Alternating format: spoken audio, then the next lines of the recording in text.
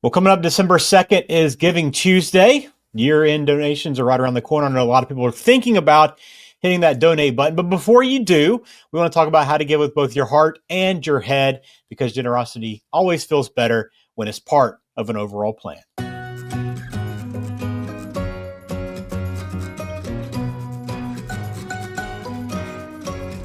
Welcome into Dollars with Dennis. Ben George with Dennis Hoare of Faith 401k and Money Management. Dennis, good to see you. I know giving's important to what you do every day, isn't it? It is. We love to be generous, and many causes out there. Sometimes you think there's too many hands out, but it is always good to be able to give and be in a position to give. And I think it's better to give than receive. 100%. So today we just want to talk about how to do that smart, right? I know you obviously have your charities or organizations that are close to you and the ones that you want to give to, but how do you work that into your overall plan? So we're going to talk about the why, when, how, what of giving today. If you have any questions, again, 401k.faith is the best way to get in touch with Dennis. You'll have all the show information in the show description below. So check it out and get in touch if you have any questions or want to, build giving into your overall plan. So let's start with the why, Dennis. I know obviously this is the first thing you kind of have to do is identify what's important to you, why you want to give, what organizations are close to your heart. Yeah, so I believe the why is you have to fulfill what you're here to do in life in general. So I think when we give, we help complete what's important to us. So finding organizations that we can align with, that we appreciate what they do, and we are in tune with how they are giving, and how they take care of the money that you give them is really important to us. So we go through a lot of those processes to find out how much actually gets to the end user, so forth, is a pretty important factor to know. And just aligning with charities that do things that are good for where you're going. I was talking with a client the other day, and they love the Cincinnati Playhouse in the Park.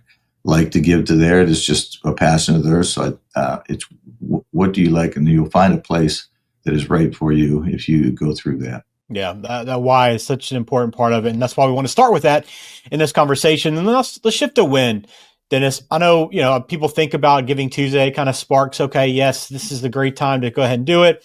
Maybe there's a need early in the year that really presents itself where you have to act immediately. But when you have the ability to plan for it, how do you like to approach it? Do you like to approach it as something that you work into the financial plan all throughout the year? Do you like to give it towards the end of the year? How do you approach it? Most importantly, you want to do it a little bit before the end of the year so that you get it in this tax year when you're giving. But I think it's good to plan, be part of your budget. Everybody should have a spending goal and spending budget, and giving should be part of that budget. So we figure out how much you want to give first, and then who you want to give it to and when. That's I know this time of the year, a lot of organizations are reaching out to you.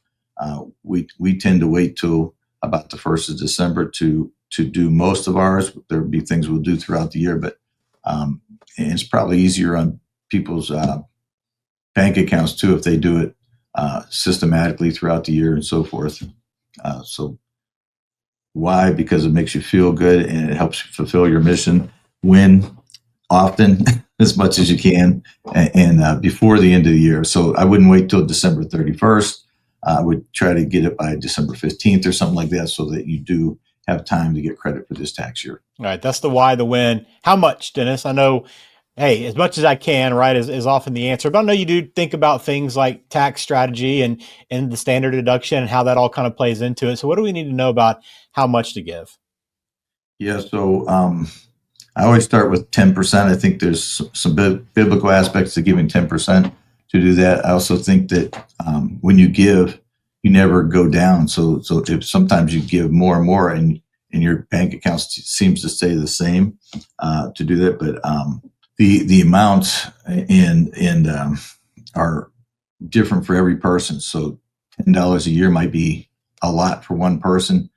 $10,000 a year might be a lot for a person, and $100,000 a year. So everybody has a different budget and when to do it. But so I think that doing it often and making sure it's going to the charities and the opportunities you want it to go to is important.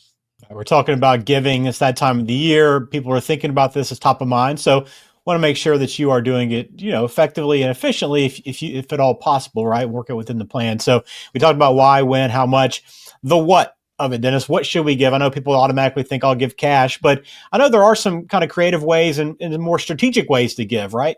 Yeah, the only way you can not pay taxes on things today is to give it away. So if you have highly appreciated stocks or property or assets and you don't want to pay those capital gain tax on it, or then giving it away will keep you from having to pay those. And one of the most important tools we use here is the required minimum distribution to charity. So working with a lady just yesterday who ties to her church, $150 every week. So we're planning already for 2026 that she will do her RMD, required minimum distribution, to the church, and that will become pretty close to the amount she's given now. So she likes the idea because it's one and done, and she doesn't have to write those checks anymore to do that. And it's a way you can do it and get the money where you want it to go and not have to pay taxes on it. So the required minimum distribution is a no-brainer for a lot of people.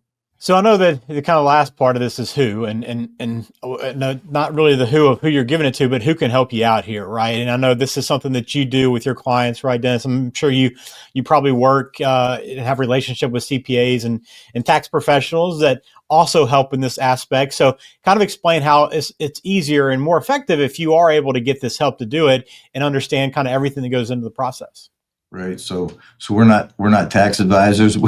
We don't give tax advice, but everything we do evolves around taxes. So we get a lot of those questions. So I always think it's good to partner with a good CPA or tax person if the client has one, or to get one, because then we can look at all the aspects of their lifestyle and their income to find out, make sure that we're getting every tax deduction we can get and use the money we need to do. Until you see somebody's tax return, you don't know if they have capital gains. You don't know if they have real estate tax. Usually they have dividends, those kind of things. So getting a bigger picture and partnering with a tax professional is important as everybody looks at their giving in this giving season we're in. Very good. So if you want to get in touch, 401k.faith is the best way to do it. You'll learn more about the team there and how they can help you out. But you also book a time to meet with Dennis and talk about this. And I'm assuming this is some stuff. This is what you're talking about with clients right now, Dennis, is, among other things, but gifting and giving is part of the season right now, right? It is, absolutely. It's that time of the year. I can't believe it's November. and pretty soon it'll be December. So we got to do it now before we lose the time. So make sure you have a plan and live with it. And whether it's monthly or annually, give until it hurts. Yep. Well, if giving's important to you, make sure you reach out, make sure you're doing it the right way. And if you have any questions, please don't hesitate to reach out. Leave a comment as well and subscribe to the channel if you haven't done that.